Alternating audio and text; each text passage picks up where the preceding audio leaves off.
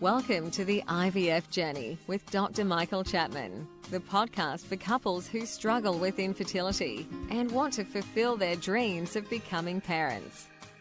In this podcast, you'll learn actionable strategies to deal with infertility from Dr. Michael Chapman, or Prof as he's affectionately known. Prof is the co-founder of IVF Australia and is a leading Australian infertility specialist who has helped over 3,000 couples realise their dreams of becoming parents. To access previous episodes packed with ideas, solutions and tips that actually work, head over to Dr. Chapman's IVF podcast on iTunes. You can also ask questions by contacting Dr. Chapman's rooms on 1-800-111-483 or by emailing him michael.chapman@ivf.com.au.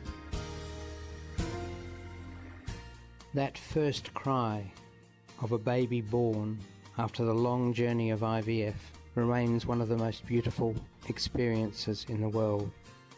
As an obstetrician and an IVF specialist, I've had the privilege of experiencing this over many thousands of times in my long career, but I still remain moved by each baby's first cry. It signifies the end of a long journey and the beginning of a new life. This is Professor Michael Chapman, co-founder of IVF Australia and host of the IVF Journey podcast. Thanks for tuning in.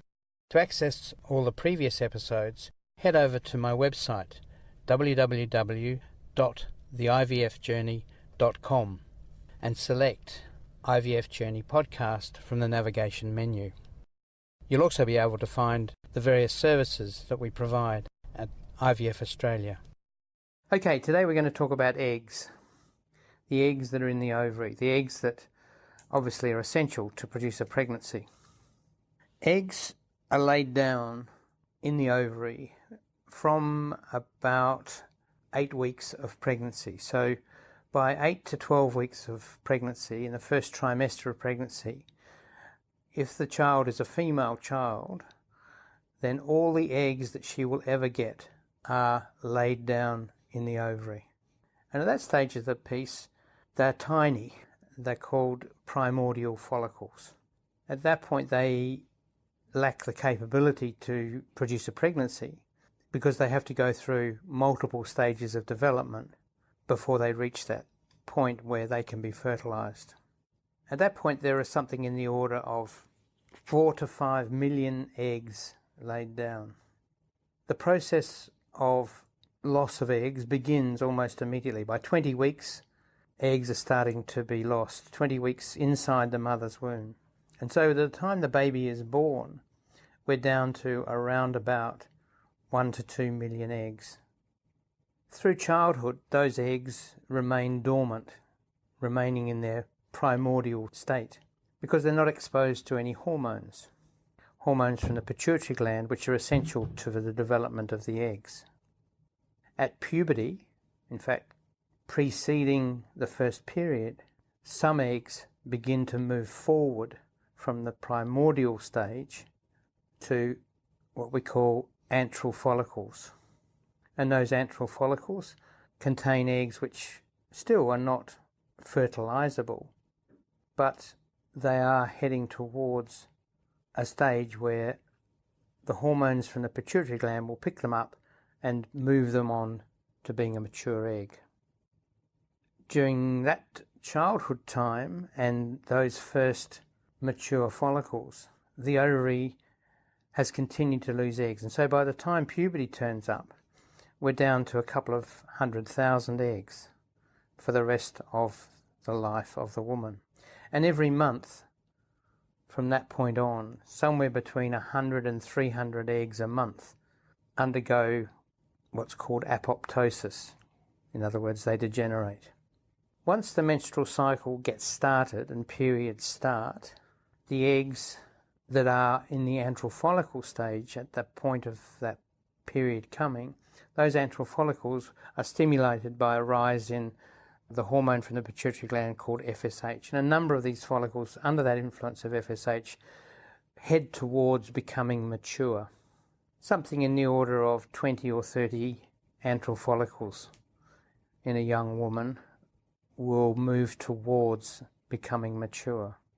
But by mechanisms that we really don't understand, because we're different from most other creatures, only one of those eggs is going to be successful in getting to the stage of full maturity, while the others will fall away by the wayside, probably under the influence of other hormones. It's a bit like one horse winning a race and all the other ones dropping dead on the way to the finishing line. And that one good horse is released around about the middle of a menstrual cycle and will hopefully then result in a pregnancy. So what is a mature egg? A mature egg is one that has gone through the developmental processes that lead to it having half the chromosome number of all the other cells in the body. All the cells in our body have 46 chromosomes, and our egg, when it's mature, only has half that number, 23. And it has to be that way because every sperm has 23 chromosomes, so that when the two come together, we're back with the original 46, and that will produce a pregnancy. Obviously, aberrations in the egg in terms of those 23 chromosomes will result in genetically abnormal embryos. And in fact, probably 95% of embryos that fail are because the egg itself was defective in the processes that led up to getting only 23 chromosomes. That mature egg has particular structural features. It is in a shell called the zona pellucida, like a chicken egg is in a shell. That zona pellucida is not hard like a chicken egg, but it is a barrier that the sperm have to swim through. The sperm has to swim through because only one will get through. As soon as one gets through, the door closes and no more can swim through. And that eggshell does play a role, particularly in older women, possibly, of eggs that malfunction. We've shown in our own research in IVF Australia is that as women get older, that shell, the zona pellucida, becomes thicker. We use a special sort of microscope which uses polarized light so we can visualize that. Normally we can't see that on a normal light microscopy. The other sign of a mature egg, which again we can see with polarized light but not with normal light, is that the chromosomes just before fertilization occurs line up in a structure that looks like a spindle, and those chromosomes lining up a normal spindle tells us that that's a good normal egg. And our own research has shown that eggs with normal spindles are more likely to produce a pregnancy.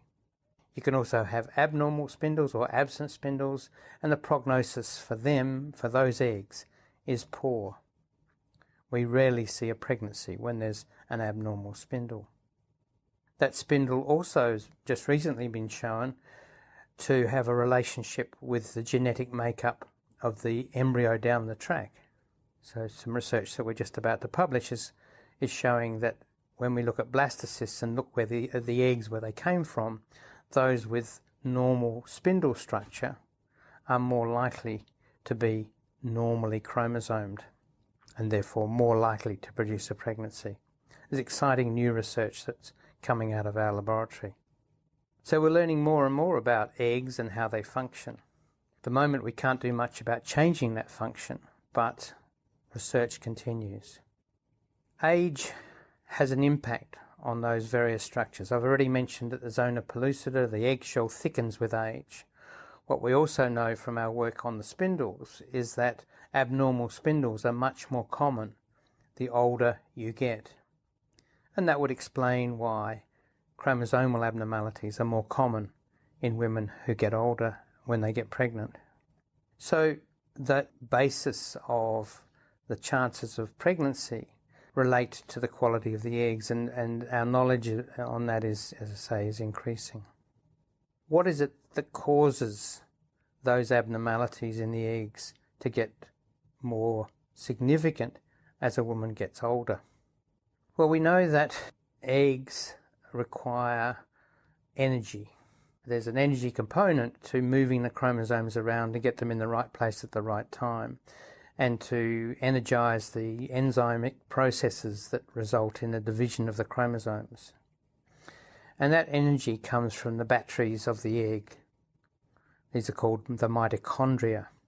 And there's certainly very good evidence now that reduced mitochondria is associated with increasing age. So the older you are, the less mitochondria, therefore the less energy, therefore the more likely that we'll get aberrations in the oocyte that weren't there in younger women. So people have tried to put mitochondria back into these eggs, but really the results so far have been disappointing. Other options are to find drugs that might stimulate mitochondrial activity. And certainly some work again from our department, which is about to be published, show that a particular vitamin looks like, certainly in mice, to increase mitochondrial activity, which then has resulted in older mice having the same fertility as younger mice. Exciting stuff, but mice are not men or women. But that's where we're going to be headed, I think, into the future, as more and more older women are pursuing pregnancies.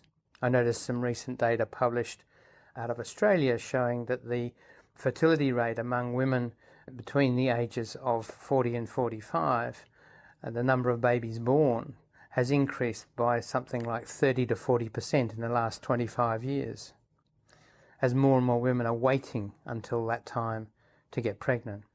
It's not that we're improving fertility rates in that group, it's just that more and more women are trying to have babies at that time. But many, many will be disappointed because, sadly, as yet, we haven't been able to improve egg quality in older women. And don't forget that you can access all the previous episodes by going to our website www.theivfjourney.com and select IVF Journey Podcast from the navigation menu. Thank you for listening to the IVF Journey with Dr. Michael Chapman, the podcast which helps couples negotiate their way through the IVF journey, all the way to parenthood. You can also ask questions by contacting Dr. Chapman's rooms on 1800 111 483 or by emailing him michael.chapman@ivf.com.au.